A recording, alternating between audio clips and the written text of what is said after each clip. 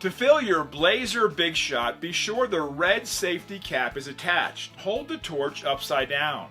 Insert the nozzle of the Blazer butane canister directly into the gas inlet valve.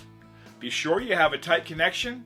Press down into the torch for approximately 20 seconds. It's important not to overfill your torch. This helps maintain the proper internal pressure for peak operation.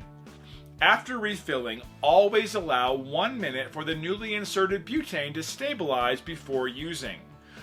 Please note, never fill a torch or lighter near a sink or similar surface depression. Butane gas is heavier than air and may remain present in low-lying areas or surfaces for some time. This lingering butane can ignite when a torch is activated. After 1 minute, remove the red safety cap and turn the gas flow knob to the left position to release the gas. You'll hear an audible hiss of escaping butane. Press the ignition button to ignite the torch. After ignition, the flame is adjustable via the gas flow knob.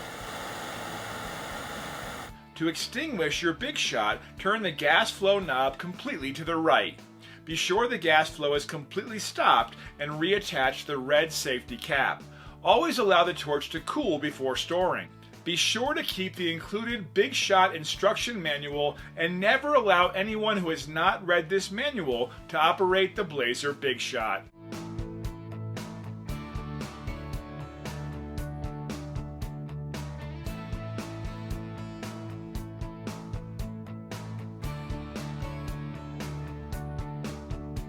Get the first, get the best, get a Blazer. Visit blazerproducts.com for a complete line of torches, lighters, and Blazer brand butane.